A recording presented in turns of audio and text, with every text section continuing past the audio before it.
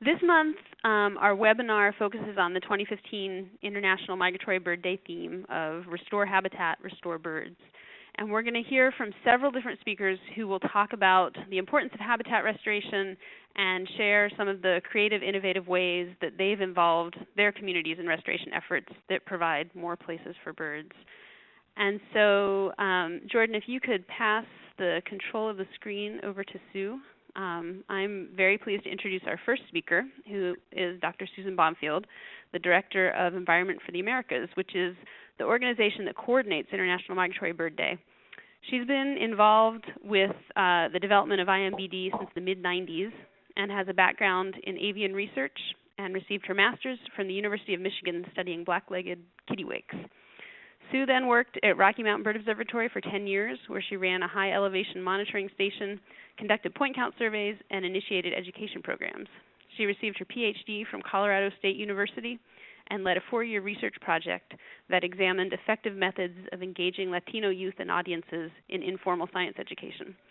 Dr. Bonfield will give us an overview of the 2015 IMBD theme and share details about tools and materials that you can use to involve your community and partners in International Migratory Bird Day.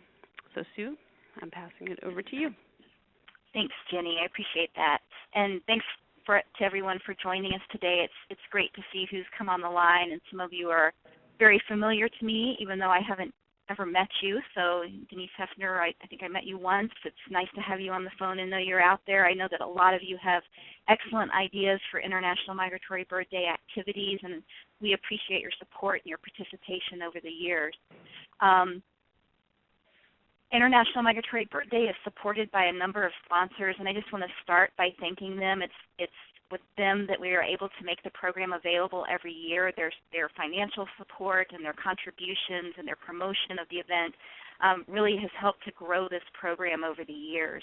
So many thanks to all of the sponsors, and I hope that a number of you are on the phone too. Some of this it may be repetitive to you, but it's always good to repeat some of these primary messages. And I just want to, before our other speakers come on, I want to give you some of the background of Migratory Bird Day, why we do it, why we're here, and just remind you so that when you go out there and host an IMBD event, you can also share these messages.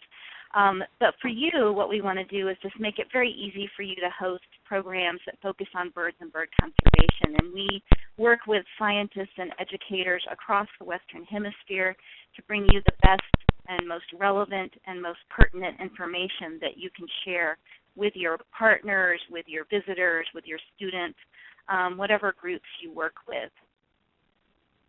So every year, we have this conservation theme, and every year everyone asks me, when is International Migratory Bird Day? And many of you are very aware of this, although I hope there are also some new people on the phone today. Because birds don't migrate on a single day, we took the date off of our materials. We found that, for example, at high elevations and to the far north, celebrating on the official date, which is technically the second Saturday in May, it didn't work for a lot of sites, and for Latin America, it definitely didn't work because it didn't have any migratory birds to share with their visitors and partners. Who coordinates Migratory Bird Day? Jenny mentioned that Environment for the Americas does this. We are a nonprofit organization, and we're located in Boulder, Colorado, but we consider ourselves a partner to everyone who works on this program from Canada to Argentina and the Caribbean. How many IMBD events are there now? This has grown so much. We're very happy to share with you that we've reached about 700 events, and we look forward to continuing that growth in the future. And at the same time, it's not just a numbers game. We hope that to improve the events as much as we hope to increase the number of events.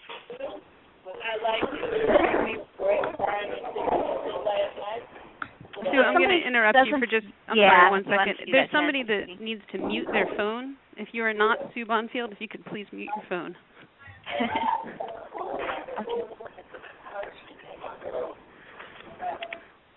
Thank you very much.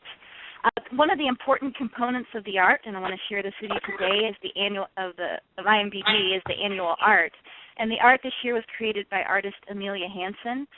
You can visit her website to see more of her work. If you're looking for artwork, she does an amazing job, as you can see.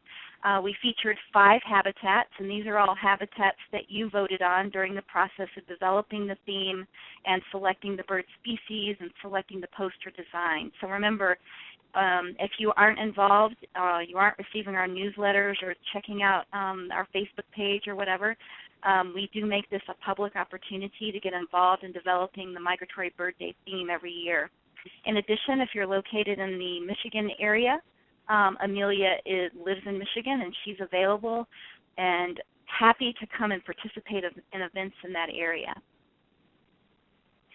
Some things that I want to show you so that you're aware of what's available to you this year. We have a website with an extensive amount of materials for you. Many of these materials are downloadable. There are activity ideas that relate to the habitat theme. There are promotional materials, a lot of activities that you can use, just an abundance of information that you might take advantage of. In addition, if you want to keep up with Migratory Bird Day, we are constantly posting Facebook, Twitter, you name it, with up-to-date information about what's available to you, what you can use, what other people are doing.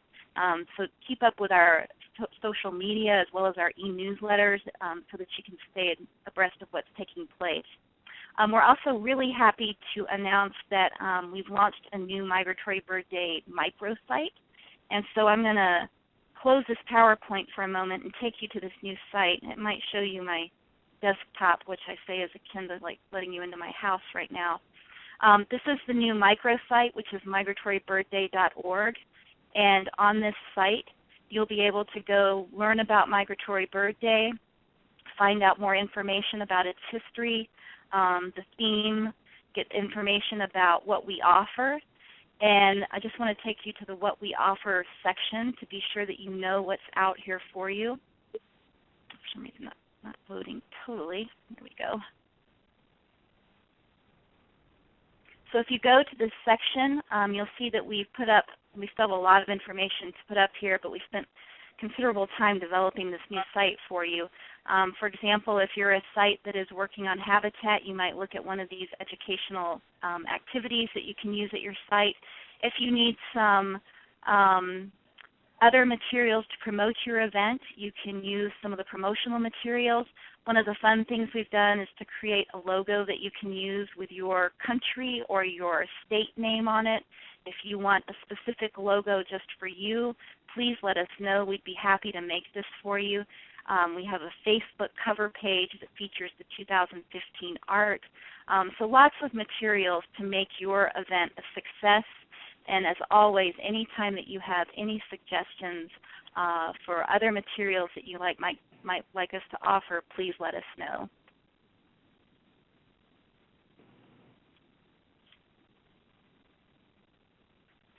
One of the most important things is for you to share with us that you're doing an event. We do spend considerable time searching for all of your activities, and we do that because it's important to us to know how we're doing. It's very important to our sponsors to know how we're doing. But if you can go to our Explorers map each year and enter your event, then we can put your dot on the map, and if you were to click on one of these dots, it'll include considerable information about your event and its location. So when we get requests for information from other people who'd like to participate in a Migratory Bird Day event, it's easy for us to share that with them. And again, if you can participate in our Facebook page, keep up with information that's ongoing. Throughout the year, we'll be making information available, as well as by Twitter. So hopefully this was from this morning, but I'm sure there are more updates now. And our e-newsletter, where, again, we make the opportunity available for you to participate in the development of the International Migratory Bird Day theme every year. And if you're working with youth and art programs, we have an art gallery that's hosted in partnership with Get to Know, and you can upload student art to this site, and there's a competition every year, and students will be entered automatically for prizes. So lots going on, and I just wanted to provide this information prior to the next guest. But we really appreciate your participation, your support, and we hope that you'll keep in touch with us. Thank you very much for being part of Migratory Bird Day. Great, thank you, Sue. And I'm going to probably make this reminder between each speaker. If you are not the speaker, if you could please mute your phone. You can either use the mute button or hit *6. That will toggle mute off and on for you. It sounds like somebody might be at an airport somewhere, perhaps. Thank you. Okay, so our next speaker, Jordan, if you could pass the presentation over to Jeff Wells. Dr. Jeff Wells is the Science and Policy Director for the Boreal Songbird Initiative. He's also a scientific advisor to the International Boreal Conservation Campaign. Dr. Wells has previously worked for the Cornell Lab of Ornithology and National Audubon Society and is one of the nation's leading bird experts and conservation biologists. He's now dedicated to understanding and protecting the land where North America's birds are born and raised, the boreal forest of Canada and Alaska. Dr. Wells received his PhD and master's degrees in avian ecology from Cornell University and has authored or co-authored dozens of scientific papers, reports, and popular articles on birds and bird conservation. He is also the author of the books Boreal Birds of North America, a hemispheric view of their conservation links and significance, and Birders' Conservation Handbook, 100 North American Birds at Risk. Dr. Wells is going to talk to us about characteristics of undisturbed habitat that are important to consider in restoration projects and restoration in general. So, Jeff, I'm happy to turn it over to you. Thank you, Jenny, and thanks to Sue and Beek and Casey and all of you and who are listening. I'm probably freaking out Jenny and Sue by the title that I have on there, which is a little bit different than, well, quite a bit different than what you saw in some of the earlier materials, but I'll explain that in a second. I'm kind of approaching this discussion and presentation as an opportunity to give my perspective on what I think some of the important messages we as bird educators and communicators need to convey to the general public related to the IMBD 2015 theme.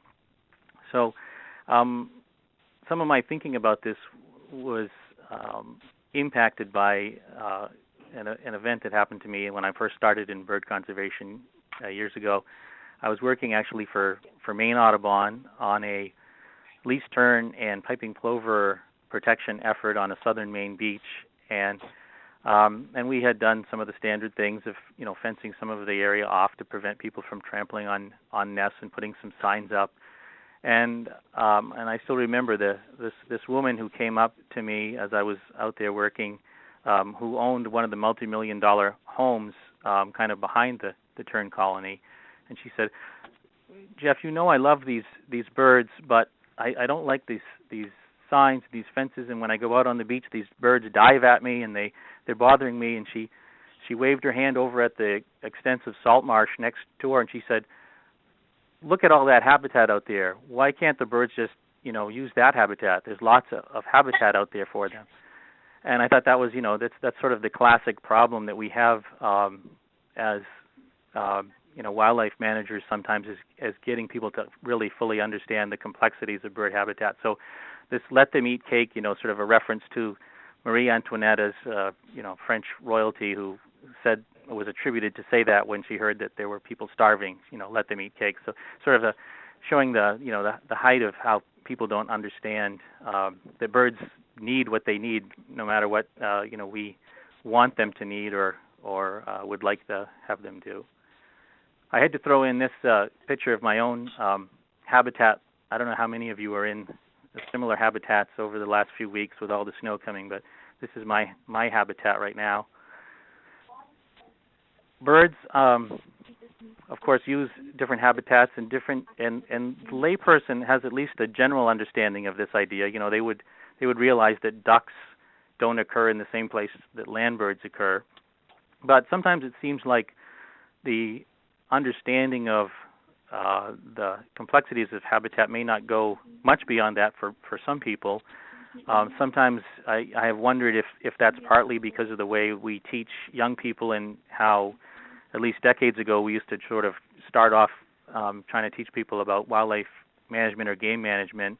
I don't want to pick on people trying to educate kids. This is actually taken from a New York DEC kids education website, and I know we have to start off simply, but sometimes I think when we just describe habitat as a place that provides food, water, space, and safety, or roosting and nesting sites, that if we don't figure out a way to teach beyond that, we're doing a bit of a disservice. We'll have people like that woman that I met.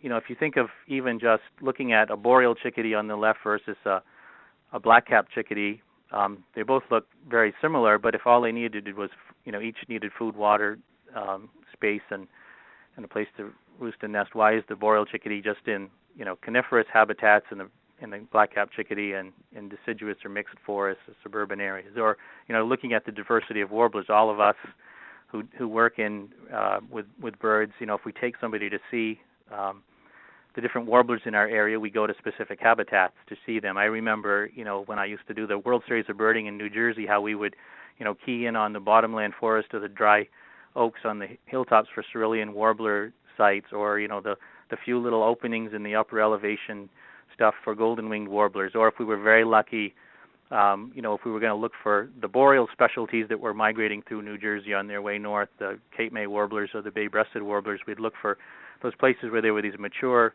spruce trees, little patches of them in the old cemeteries, and the birds would have zeroed in on those specific places. So they're, very specific kinds of characteristics that birds are looking for. These are a couple of graphics I borrowed from the Cornell Labs site talking about habitat. And, just if you think of, let's say, a southern boreal forest or a northern coniferous forest, northern U.S. coniferous forest with some of the birds in it, the black-throated green warbler is going to be found in the mature coniferous trees. The white-throated sparrow and the winter wren may be in the open, tangly areas, though the winter wren may prefer something a little bit moister, and the goshawk may nest in one particular type of habitat and feed in another. And so, there's all these characteristics of the type of vegetation, its maturity, its openness, the moisture, temperature, all of these different components that make up, that habitat idea. Wetlands the same way, water depth, whether it's muddy underneath or gravel, the types of vegetation, the water temperature, the kinds of aquatic animals in those places make all the difference in what animals are found there. So very, very complex. We have the classic case Robert MacArthur studies in the 1950s in New England, where he actually looked at just sort of the foraging niches for a guild of coniferous forest warblers, where he showed that the yellow-rumped myrtle warbler, foraged in the lower parts of the trees, the black-throated green and bay-breasted in the middle and interior sections. And, as many of us know, we've gotten warbler neck looking for Cape May and Blackburnian warblers. They prefer the very tops of these trees. Just one piece of the sort of habitat needs.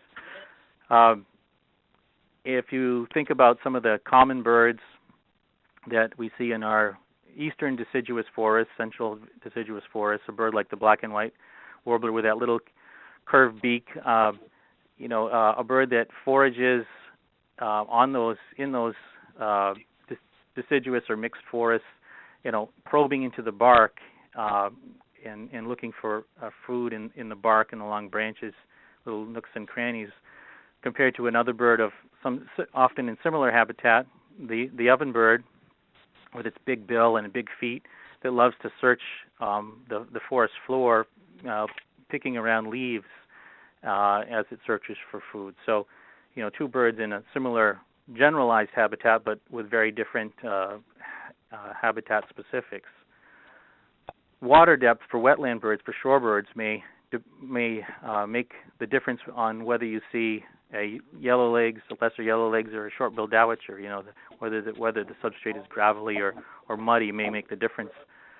Just small differences like that in habitat. So habitat is not as simple as we once thought, and I think that's kind of an important point that it's good for us to make as conservationists and wildlife managers, so the public doesn't just think, oh well, we can just move the least terns over to that salt marsh and everything would be fine. There's a great quote from Aldo Leopold where he said this is from decades ago, but it still holds true. He said the ordinary citizen today assumes that science knows what makes the community clock tick. The scientist is equally sure that he does not. He or she knows that the biotic mechanism is so complex that its workings may never be fully understood. And even today, science is finding new things about habitat and about what birds need. Just in recent decades, we've found that the landscape, the scale matters, the configuration of habitat matters. You can have a woodlot that has the perfect set of trees in the right ages for a scarlet tanager, but there may be no scarlet tanager there because it needs to have more forest in the overall landscape. Sometimes birds can't even tell themselves if habitat is good or not. We have ecological traps. Bobolinks that arrive from the south into this beautiful, lush-looking hayfield, and then 2 weeks later it's cut over for hay, and their nests are destroyed. And the flip side, where you can have a great spot and the birds don't use it, where we found that with some of the seabirds. Steve Kress's puffin work, where he has had to lure puffins in with decoys to a place that's sort of specially protected for them in order to get them to use it. And we know that habitat can, or what is perceived as good habitat by birds, can vary through time and space. Who would have thought least terns would be nesting on gravel rooftops, as they do in many parts of the southern U.S. now, or 200 years ago people have thought that robins would be the common inhabitant of suburban yards, if they could have imagined a suburban yard 200 years ago. Birds in agricultural fields that use different types of habitats. So it can vary, and it's not as simple as we thought. I think that's an important message that we need to convey as educators and communicators. Another important message that I think we need to continue to let people know about in the public is that we have lost massive amounts of bird habitat over the last 200 years. I'm not going to go through all the stats that you see on the screen. You all have different versions of this that you know yourself and that you use.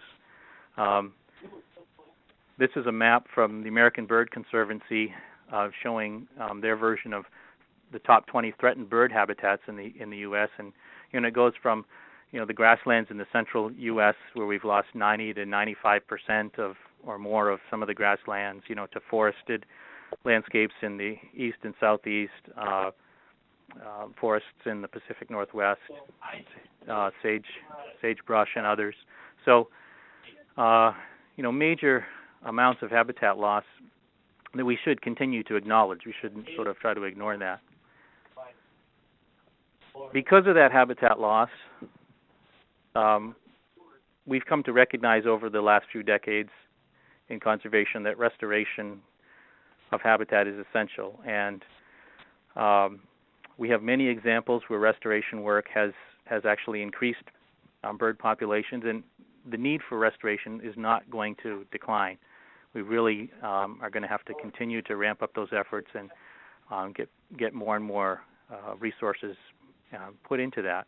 But one other caveat that I think we need to make is that, in a way, restoration is sort of our last-ditch effort. There's another famous Aldo Leopold quote where he said, "To keep every cog and wheel is the first precaution of intelligent tinkering." And, of course, if we could maintain the entire intact ecosystem or examples of that as much as possible, we would be more likely to be able to maintain populations of birds. I think Jenny's trying to get the attention of whoever doesn't have your mute on, because we can hear lots of you in the background there. Just going to jump in quick on that.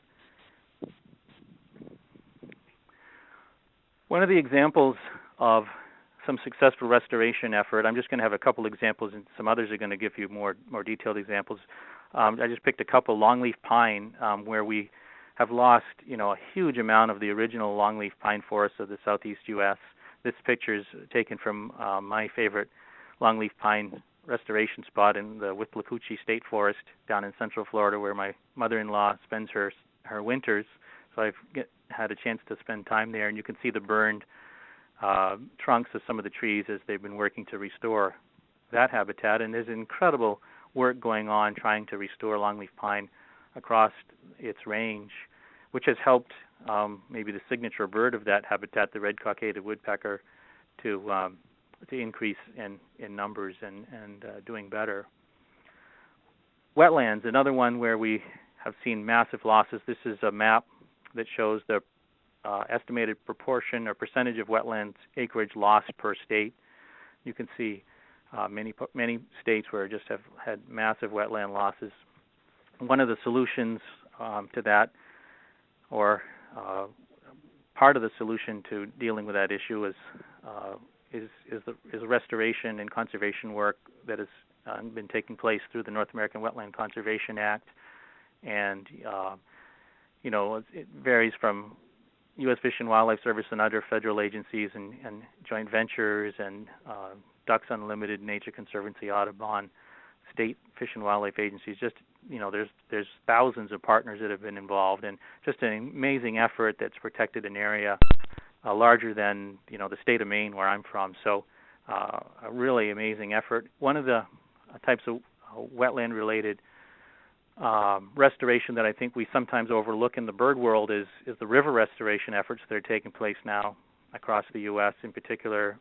About $1 billion or over $1 billion have been spent since 1990 on river restoration, removing dams, adding fishways, and things like that. And we have a major effort here in Maine on the Penobscot River. They've got about $50 million to remove dams. And where I'm talking from right now, I'm about 100 yards from the Kennebec River, which is a river that a dam was taken out, several dams over the last few decades. And it's been amazing to see as the millions of anadromous fish, seagoing fish that come up into the rivers to spawn, how they have just increased in numbers. And so, the river has gone from a place where you saw a handful of ospreys and eagles and other things to a place where they're just, common, and just the effect on bird life is just amazing.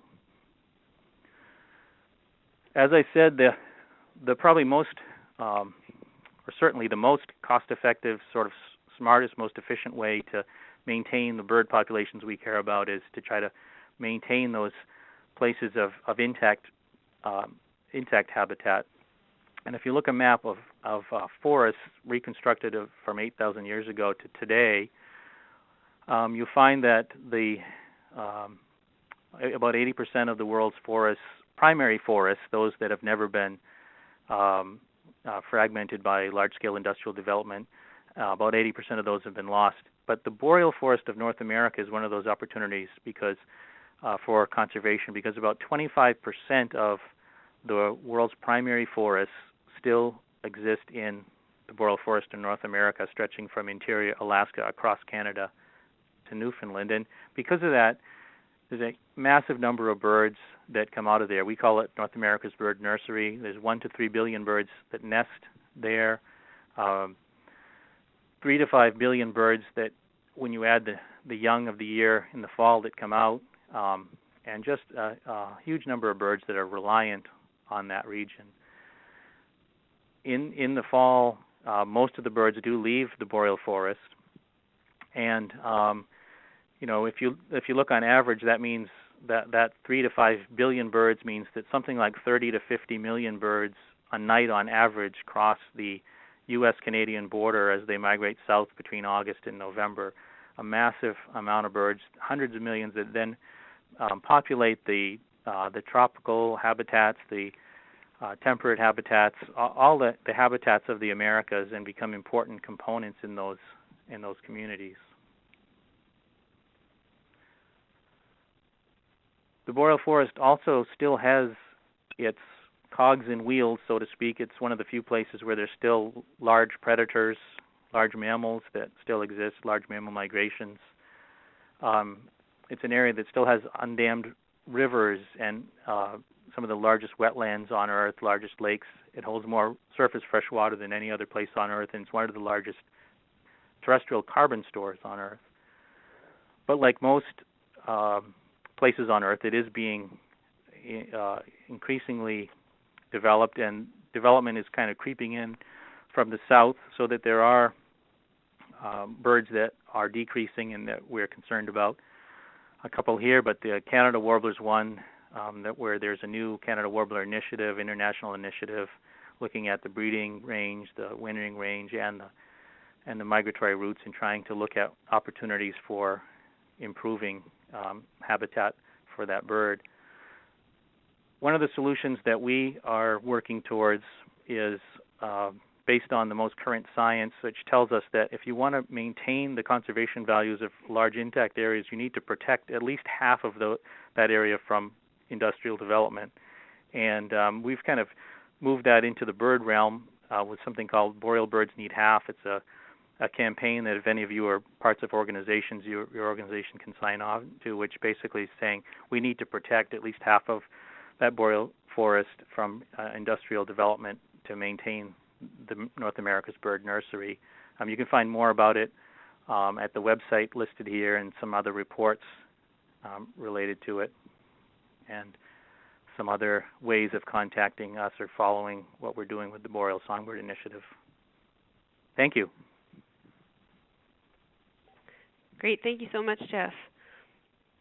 Our next speaker is Rob Bate, and Rob is relatively new to the birding world and calls 2007 his first year as a birder, but I have it on good authority that he already has over 1,000 species on his life list, so he wasted no time jumping right in there. He made a rapid rise to fame and is now the president of the Brooklyn Bird Club, a board member of New York City Audubon, and a representative of the Birders Coalition for Gateway. Rob helped lead habitat restoration in Prospect Park as part of the Brooklyn Bird Club's annual Birdathon for International Migratory Bird Day, and he's expanding the organization's collaboration with IMBD, and this year's funds raised by the Birdathon are actually going to support a habitat restoration project at the Vallarta Gardens in Mexico. And Rob, you should have control of the presentation and can share your desktop with us and take it away. There it is. Can you hear me? Yep. Okay. And while Rob is getting set up, actually, I'm just going to remind everybody one more time to please mute yourself if your name is not Rob Bate. Thank you very much. So can everybody see that opening page, I guess? Thank you very much. It's a pleasure to be here. Rob, I'm sorry. I'm actually not seeing your You're not seeing slide. It. Okay, I have it up on my desktop like I was told to. Did you click the share my screen button before you put your presentation up? No, I didn't. Good idea. Share my desktop. There you go. Always something. Is that better? That's perfect. It's coming up right now. Okay. Perfect.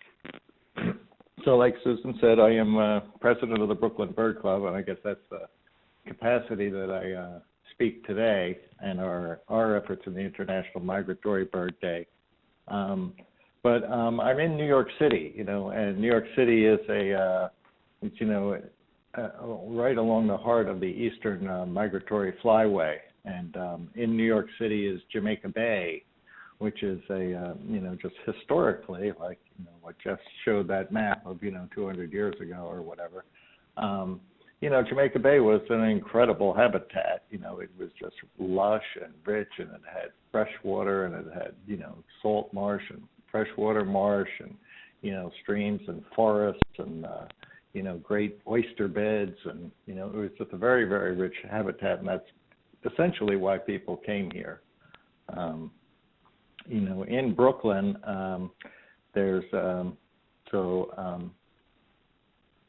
Brooklyn has, I live a block and a half from what I think is one of the best birding spots on Earth is Prospect Park. And Prospect Park is a map, if you can all see that, of basically parts of New York City featuring Brooklyn. And basically right dead center in the middle of it is Prospect Park, which is something like 580 acres of mixed use. It has a lot of lawns, but it has a lot of forest too, and it has a waterway. It's essentially an artificial waterway, but it does serve the function of bringing, fresh water to the area, which is a very limited quantity in the greater metropolitan area. So Prospect Park is essential for migration. It is not a great place for breeding birds for any number of reasons, but all these birds that end up in Jeff's boreal habitat, well, not all of them, but certainly a great deal of them, pass right over us, and if they are migrating, say north in the spring, they're flying at night. These little songbirds are just amazing. Like they fly all night, and then when the sun comes up, they look for a place to land where they can be protected from predators, where they can rest, and where they can find nutrition to bulk up again for the next leg of their journey. And if they happen to be over the greater metropolitan area, it's pretty frightening, because what they see is streets and rooftops and just very inhospitable habitat. But they can see Prospect Park from a ways out, and they all head into it. So we get this kind of funneling effect in Prospect Park. So I think we get like between 5 and 10 times the density of birds in a springtime migration that you would get in a comparable sort of habitat in, say, New Jersey or up in Westchester County, just 20 miles away. So it's a world-class destination for birding, and I'm very fortunate to live right next to it. Central Park in Manhattan also serves the same function. There's actually a movie guy made called The Central Park Effect, which kind of really gives a pretty good demonstration. It's an awesome thing. So Prospect Park was, I don't know that people remember back to Jerry Ford and his, Drop Dead New York, headline, but New York was in dire financial straits in the 70s. And what happened was that they stopped what they call non-essential services, and number one on that was the funding the Parks Department. And so the Parks Department, they called it deferred maintenance. They're going to defer it until they had money. Well, it's 45 years later, and they really haven't refunded the parks yet. What has happened is that in Central Park, they have the Central Park Conservancy. In Prospect Park, we have an organization called the Prospect Park Alliance, and they are a private organization, and they're basically a fundraising organization that maintains the park. They raise the money privately and through fundraisers and whatnot, and they raise a good deal of money, and they've restored the forests. There are a lot of invasives that have come in, things that just gotten trampled down. They put up fencing, they protect habitat. They do the cleanup and everything. Brooklyn is going through a kind of a renaissance. It's everybody on earth wants to come to Brooklyn these days, and so Prospect Park is getting a lot of use. And along with all the birds that come here and funnel in during migration and land in our park to feed, we also have a huge population that makes use of the park, including bird watchers.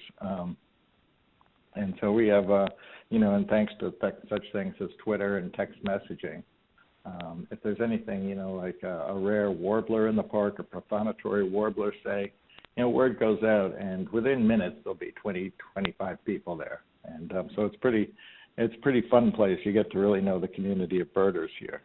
New York City in 2012, in October 2012, was hit by Hurricane Sandy.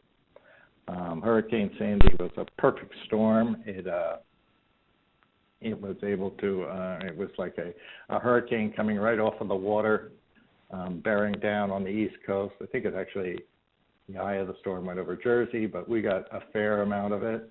There was a full moon, high tide at the same time. So there was this incredible storm surge, and the barrier island of the Rockaways and Breezy Point got washed over, and Jamaica Bay got devastated. And our beloved in Jamaica Bay, there's a freshwater pond that was built years ago. It's an artificial pond, but it was breached, and it's like we don't see our 5,000 lesser scalp in there, and we don't see our 500 goldeneye resting on the pond. We got nothing anymore.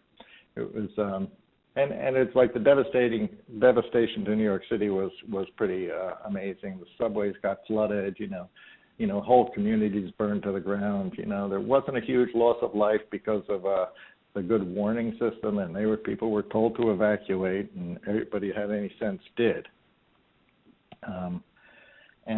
So it was, Hurricane Sandy was a trauma for all of New York, and as birders, it had a very kind of special kind of tragedy. Right in the heart of Prospect Park is a place called Lookout Hill. It is the end of the terminal moraine, which was where the glaciers stopped during the last ice age. So it's this kind of mound. It's a high point. It's called Lookout Hill. You can see all of lower New York Bay and over to the Statue of Liberty. It's this kind of incredible panoramic view. And it's a place that birders went because there are these massive, pin oaks that in the springtime just have all these sticky little flowers that attract bugs. Bugs just are drawn to them. And where bugs are, there are warblers. So sometimes you look into one of these pin oaks and you see 20 warblers, fluttering about, and it's just a great place to go. During Hurricane Sandy, at least half of the trees got just knocked down. I should actually go along. So this is a pin. You can see the leaves there. Those are pin oak leaves. There's our Blackburnian warbler. You get some pretty close looks at them. Beautiful little birds, all sorts of little guys.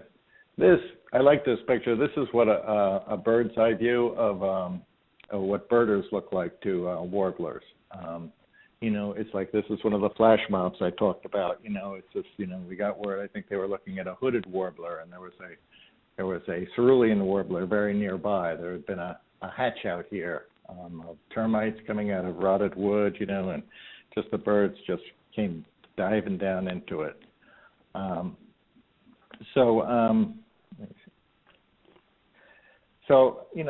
Up on Lookout Hill and virtually all of the park was, just impacted incredibly.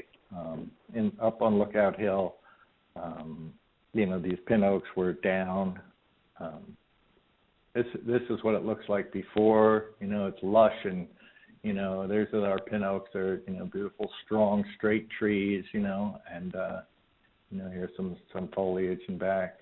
And this is what is a terrible picture. I apologize for this, but this is like 3 of our pin oaks are down here, and they just all flatten the same way. Some massive trees were brought down. The devastation was really incredible. So what we did as the Bird Club, and so each year the Bird Club has a birdathon. As like Susan said, I'm fairly new to birding, so I kind of don't have all the things in the history together. I just knew we did this thing on what I was also called was Warbler Day, basically, like Susan said, the second Saturday in May, at the height of migration, and people go out and they count birds. And the Brooklyn Bird Club has raised money for young birders clubs and, and other sort of, worthy causes. And so this year, it was, we decided to raise money to build some replace some of the trees that had come down in Hurricane Sandy. And so that's what we dedicated it for. And it took, we were able to raise, I think it was like $8,000. I really envisioned that we would maybe raise $3,000. And but the outpouring was unbelievable. It was a cause that was, dear to, many, many people's hearts, and and people really pitched in, and, and we were able to plant, I think this is one of the little service berries, but we were able to plant 3, I think they were like 25-foot pin oaks and 2 service berry trees, and and they're guaranteed for 5 years. You know, they're cared for and guaranteed, and they're doing well. They've gone through now. They were planted in the spring of in the fall of 2013. We raised the money in the spring on International Migratory Bird Day, and then they got planted in the fall, and they've gone through a full growing season and are doing really well. So I think Susan was interested in this project because, you know, we did, you know, dedicate it to habitat restoration. You know, we were trying to restore this urban habitat, and we had Bobby Mannion, a member of the Bird Club, agreed to be our coordinator, our director and coordinator, and she arranged the teams. And you know, would go out and it's a common model. I think they go out and you'd count birds and you'd solicit donations from friends and family for, you know, maybe $1 for every bird you saw, every species you saw, or maybe 50 cents or maybe more, or, you know, whatever. It was very casual. Turned out most people just wrote us a check, you know, you know, and we were able to. This is our planting ceremony. We have a representative from the Prospect Park Alliance there, trying to hide in the back row, so it was it was a happy thing for the Bird Club. It's just a small group that was able to get together on a weekday. So to promote it, what we did was we have a website. I have that up here. This is not really, I don't have a picture of the website. Well, this was on the website. You know, we had a notice on the website about protecting the habitat, you know, about rebuilding the pin oaks there. This is actually for the one for 2014. Sorry about that. We do it every year. And so these were like the teams. You know, we had like 1, 2, 3, 4, 5 teams, 6 teams, and you know, it's like, and then there were a bunch of people that just, as I said, wrote us checks, and so besides our website, we sent out an email blast. We have a Facebook page. We pasted it on our Facebook page, and as the day got nearer, we kind of hyped it up a little bit. You know, let everybody know that, you know, the day was coming. Peter, who used to be president, runs something called the Prospect Park Sightings blog, which is a very valuable, you know, he posts all the birds that are seen in Prospect Park, and so are able to, you know, as people go to. So many people watch his blog, and therefore got involved with the Birdathon. So that's those things, you know, the email list, the website, the Facebook page, and Peter's blogs are basically our avenues of promotion. So this year, you know, it's like, you know, it's very coincidental and provident that, you know, I think Susan, you know, contacted us. She was in New York City, and we met her. And as I said, I'm new to birding. I didn't realize that there was a sponsor organization. You know, and I think it's great. I really do. I think that, you know, it is really International Migratory Bird Day. You know, our birds that come through Prospect Park end up in Jeff's boreal forest. You know, we need to connect with, you know, in the Caribbean and South America with all the habitat there that, you know, suffers such you know, potential loss. And you know, it's like people really have to, you know, think of it, you know, as an international effort, you know. So this year, you know, at Susan's suggestion, it's like there's a place called the Vallarta Botanic Garden just outside of Puerto Vallarta. They protect habitat, and they do a lot of education, you know. So we're going to dedicate this year's Birdathon on May 9th, I think it is, for raising funds for these guys, you know. And it's nice, you know, because members of our club often go birding down in South America and Mexico and Central America, and so this would be a nice place to go, you know, and meet the guys there and see what they're doing. So, you know, maybe form a more permanent relationship with the Botanic Garden, you know, and help support them and spread the word of their good work. So I think that brings it up to date for me.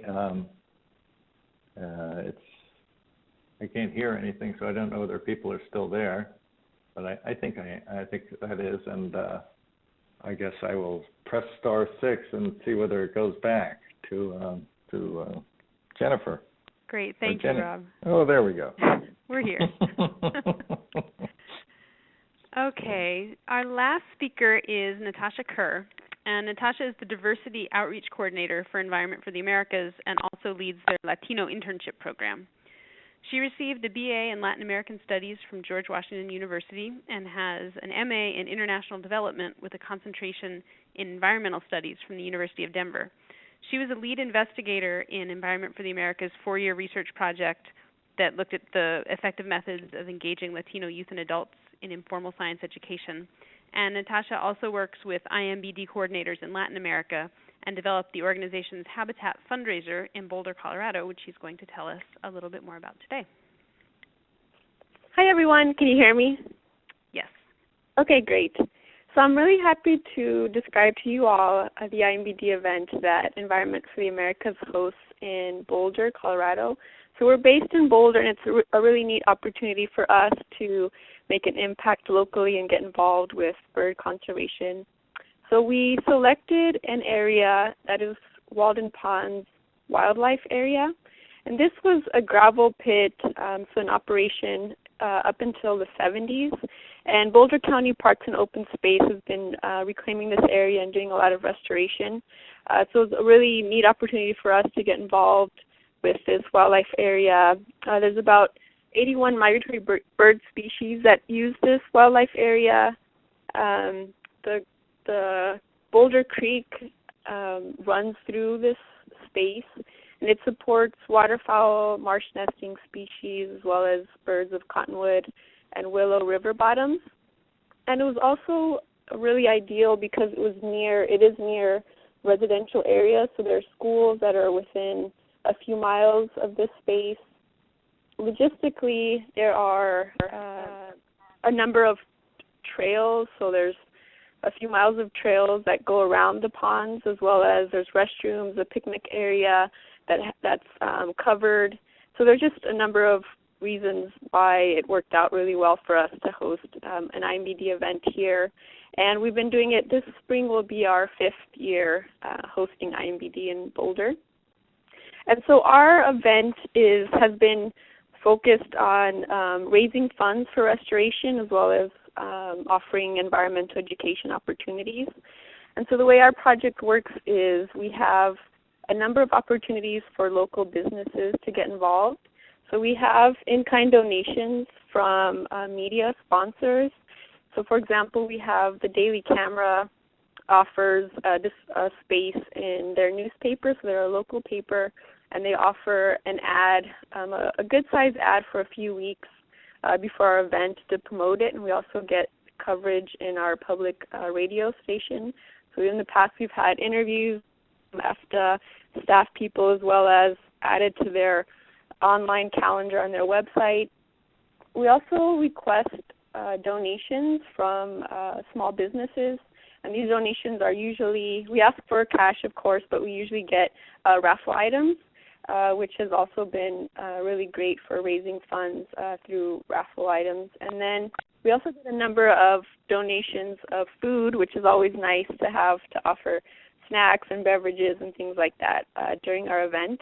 And then we have a wild bird center in Boulder that has been very supportive. So they have an actual kind of, well, I guess it's a display with a bin at their at the cashier's counter that has information about the event and is an opportunity for people to donate to us there. And then we also get donations for coffee during for the event.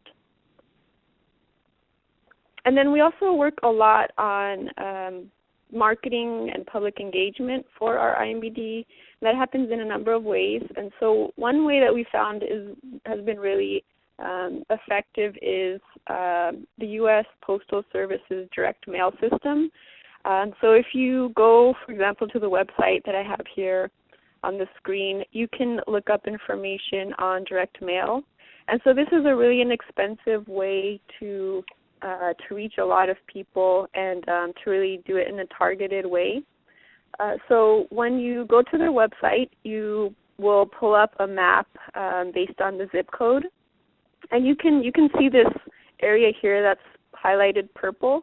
So that area is there's certain routes that you can look at having your direct mail, your piece of mail reach, and so this shows, for example, what the route number is, how many residents I can reach. So for this area that's in purple, I'd reach 279 households. And the route cost would be, under $50.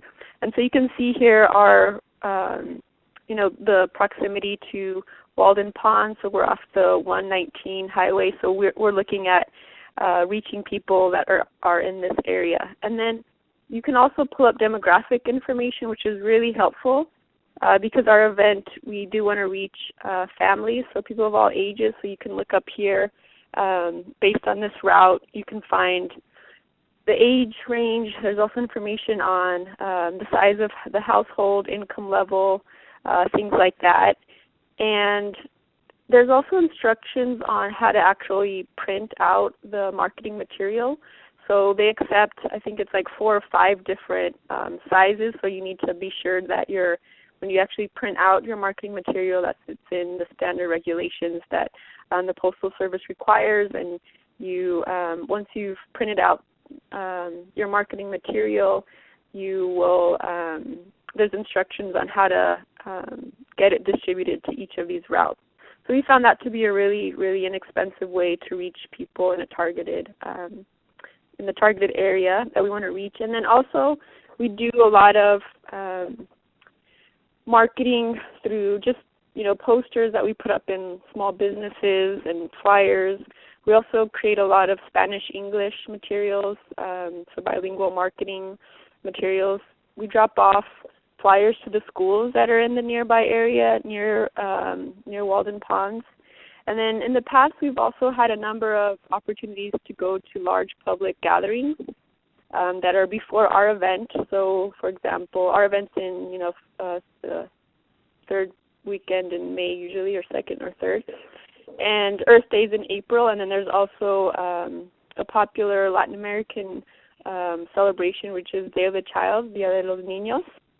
So we can go to these events like Day of the Child or Earth Day and have an activity during these events and let people know about our event and give out, our marketing material as well. So those have been ways that we've been able to reach participants. Another idea for promoting your event as well as gathering donations is to use an inexpensive website. So this one's Doojiggy. There are a number of different kinds of similar websites. So you can do a number of things with these. So it's a way to improve your SEO for your event. So it improves the internet search for your event. And then also you can gather, it's an online way to gather donations. And so, for example, the way we set it up is, it's $5 for wildflower, $10 for coyote willow, then we have cottonwood donor, and then we have a higher level of donations, and then we offer a free IMBD shirt and request their sizes online. And so we usually get donations at the actual event, but we have had some people that would like to register and donate ahead of time, especially when it's our family members, the staff family members that live in other states and things like that want to support us. But yeah, so we've been able to gather donations that way. And then the actual event itself, it's really neat because we get a lot of support from our local environmental educators. So, for example, this is a list of all the educators that we have that support this project. And so even if it's an agency, an organization that doesn't focus on birds necessarily, we ask them to come up with a bird education activity. And because of the logistics of our IMBD event, we have people that walk along a trail and do a loop. So we have education stations along the pond, along the loop, And so we ask for the education activities to be pretty quick just because of the logistics. We need to keep people, moving along the path. But we do ask for the educators to do something that's relating to the IMBD theme of that year. And then some other ideas for events, for example, or activities. We had the University of Colorado's Museum of Natural History. They had this What Birds Eat station. We've had spotting scope station. And we just want to make sure that there's activities for all ages, so there will be a bird walk and then a lot of beginning birder types of activities, and just we want to make sure that there are activities for all ages and all levels. And then the way we get donations, so I mentioned the online way, and then at the actual event itself, we have this station here where we welcome people and give them information about the IMBD event, the schedule of events, things like that. And then we get registration information so that we can have ongoing communication with them. And we ask for donations here. And we also get a lot of our donations come from our raffle item, which is really, really popular. So we are able to get a lot of really high-quality items from different small businesses, and we try to get a wide range of items, for different interests and different age levels, different interests. So, for example, we might have Rockies tickets to go to a baseball game for a family. This example here, the picture here is of our IMBD wine from 2013. So we set it up so that people can put their raffle items on the specific item that they want, and so that just makes them want to donate more because they're more motivated to get one of these items. And it's just a really popular way that we get donations. And I also put up here a picture of people that are anxiously waiting for us to pick their number. So this is where these are the picnic area where we have food, and it's kind of like the main hub of our IMBD event. So we'll have educators that we'll have programs there, as well as the food and the raffle items are all there. And if people have any questions, they can go to this central area here. And then we've found that it's really important to show how the money donated is improving the habitat here, and so it's a really neat way for people to donate and also to get involved with restoration projects locally. And so we show examples of before and after pictures of the restoration back in 2013, in September 2013. I don't know if you all remember, but we had extensive flood damage throughout parts of Boulder County as well as other parts of Colorado. And so a number of, half mile or so of trails along this pond were damaged because of the flood, and some of the areas that we had restored were also damaged. And so, we show pictures of of those damages and how there's a need to restore this area. And the actual restoration project, it's been really neat for us because we've been able to, get a lot of local people involved, like I said, in donating as well as in doing the actual planting, but also in collaborating with Boulder County Open Space, so a local agency is the main partner, and it's beneficial for us because the Boulder County purchases the plants and they set up the actual planting, and they have a large base of volunteers that help throughout the county on different projects, and they have specialists that are involved with the restoration of the project. And so one idea when considering how to include the conservation theme into your IMBD is to think about, conservation project. It may necessarily doesn't need to be a large-scale project. It might be one part of a larger project going on. It's just really important to get people involved in a number of ways and offer different kinds of ways to get involved.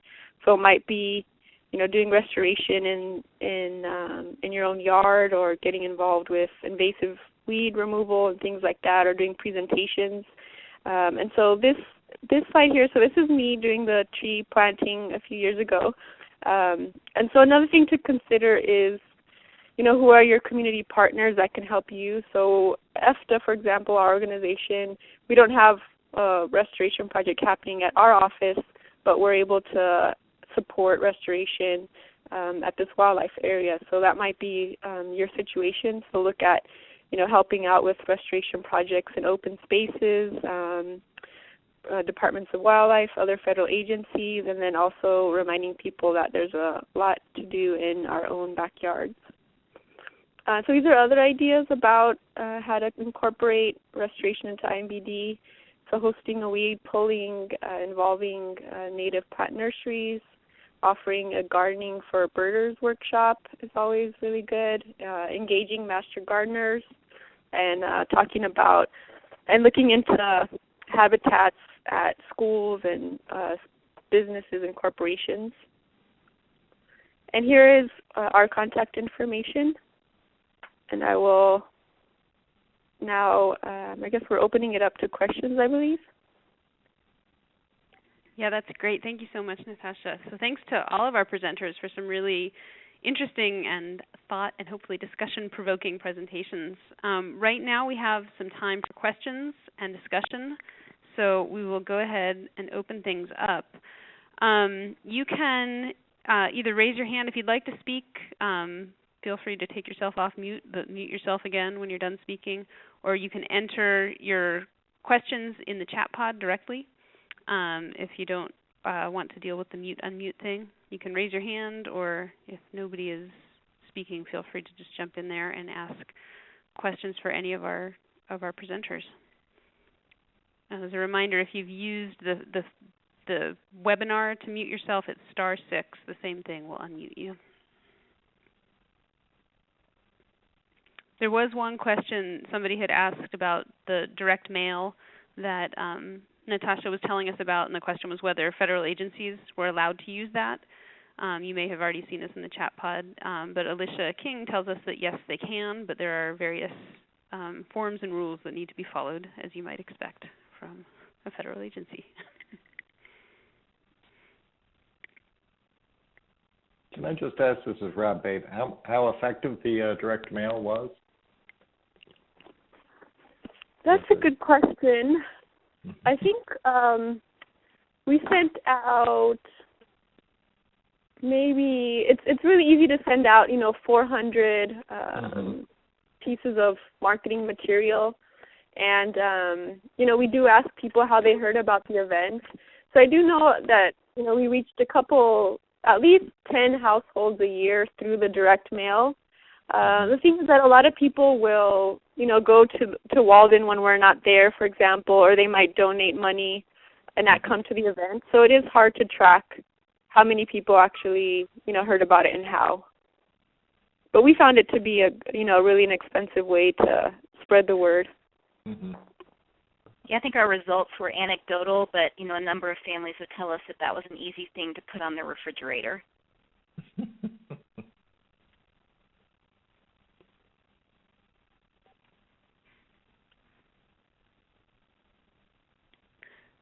For the Birdathon, Rob, about how much time, how much effort, I guess, does that take to organize? Are there a lot of people involved in it? Is it something that you start planning a year in advance? It's organized. I mean, as I said, Bobby organized the teams. A lot of the teams organize themselves. It's a group of friends. They more or less organize their donors by soliciting friends and family. Another picture of Tom. Friends and family, so it's kind of, it's like Bobby didn't have to organize everything. People organized, themselves more or less. So it was pretty easy that way. It was kind of organic. We're a club. Everybody just kind of more or less pitched in, and so that's how, and then, she did manage to because we don't have 501c3 status. We have to collect checks made out to the Prospect Park Alliance and make our own records, and then turn them over en masse to the powers that be there, dedicated to our project.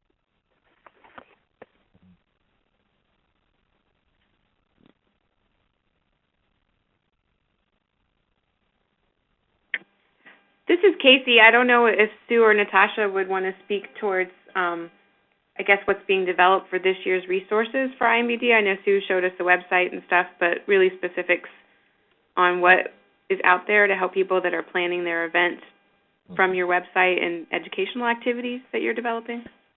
Yeah, sure. We have a series of fact sheets on each of the habitats that is the focus of the poster. So 5 habitats. We have an infographic that will go live on the website this week, likely. And all of these materials are available in English and Spanish. And then we have a series of downloadable activities that you can use to incorporate at your event. And again, these will be available in English and Spanish. There are a variety of promotional materials. The Boreal Songbird Initiative is creating a wetlands-focused slide program for youth. We'll have links to other materials that you might want to use as a resource. For example, a lot of our science-based information came from State of the Birds, so if you want to read the full document, we'll provide access to where you might go to get full, information. Promotional materials, of course, we have the poster that people love. We have the annual T-shirt and all the fun, giveaway-type items. Our catalog has a lot of new materials available as well. So you might look for some of those items. If you work in grasslands, for example, you'll find the Rocky Mountain Bird Observatory's Prairie Bird booklet. So we also look to other organizations who produce really wonderful materials that you might be able to use at your site. So yes, we have a lot of materials going up. And that doesn't mean to say we'll also have the downloadable PowerPoint. I know everybody looks forward to that, and that gets very broadly used. And that doesn't mean that some of the past year's education materials aren't relevant, so those are also available on the website. And do most people set up kind of like learning centers for their International Migratory Bird Day? It really depends on the type of the event. Most events do have some sort of family day as part of it. So something that's good for kids and families and people of all ages. Some events also incorporate a lot of field activities, so a lot of bird hikes and bird walks. It really almost depends on the age of the event. A lot of events start as a bird walk or a bird count or something like that. Some start as maybe a morning of education programs, and then as they grow, and we usually say give it 3 years, hang in there. Don't expect too much your first year and don't plan too much. After 3 years, they start to grow, and then we watch them add on activities. They add on number of days. So we've got events that started as half days that have grown to multi-day events, and that's really wonderful to see. So they might have, a mix of activities, presentations for adults, activities for kids. It really runs the gamut.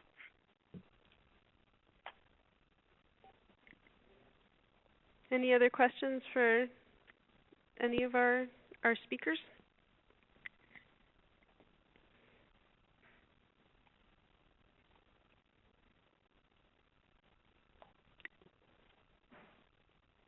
You can feel free to type them in. I don't think that I've missed any questions here if you don't want to deal with unmuting yourself. I have one question about International Migratory Bird Day kind of as a whole. Does the organization have an aim about really hooking up, throughout the hemisphere, or is it meant to restore habitat, or is it an educational aim? Does it have an educational aim?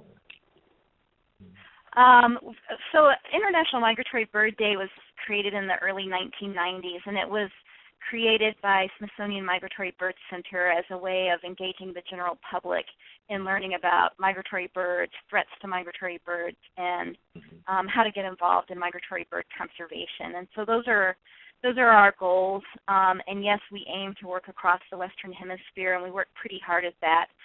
We have coordinators that we have been able to work with in specific countries to help spread the program. So, for example, we have coordinators in Mexico, in Honduras, in Colombia.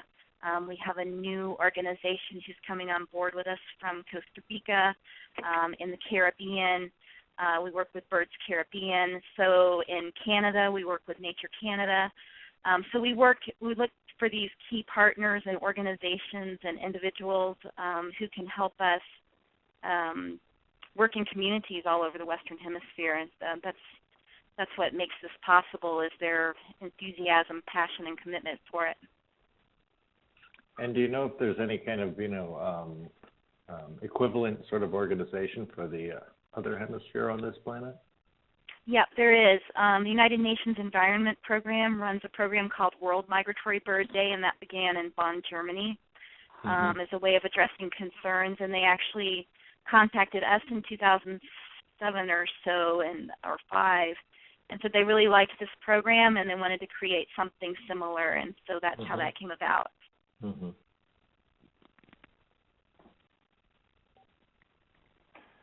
And you might notice that they also use the same event date. So if there's any confusion, we've noticed there's been a little bit of confusion when people run across the two names. But we also encourage go on. They would have a different day in Brazil, though, right? I don't know that Brazil has a different day. But remember that we took a day off of it. So I think in 2014 we had events about 10 months out of the year. So quite a bit. And we encourage everyone, as you go off of the call, if you need anything, please email us, call us. We're here to help you. That's great. You guys can all see that we have some slides rotating through to give you contact information for any of our presenters so you can follow up or learn more. One last call if anybody has any final questions. Well, I'd just like to thank our presenters for some excellent information here and invite everybody to stay engaged, continue the discussion. If you're interested in getting some follow-up about this webinar or information about future webinars, you can join our listserv. Just go to birdedalliance.org or find us on Facebook. We post all that information there. We alternate. Our webinars are every other month in the even-numbered months. And so in the odd-numbered months, we have a BEAC conference call to discuss different projects that we're working on, and it's open to anybody that has an interest in participating. So again, if you join the listserv, you'll get details about that. But our next webinar will be on April Fool's Day, Wednesday, April 1st, at the same time, 10 a.m. Pacific, 1 p.m. Eastern, and we're working out the details of the theme. But stay tuned for more information about that. And I'd just like to thank everybody again, and we hope to see you again in April.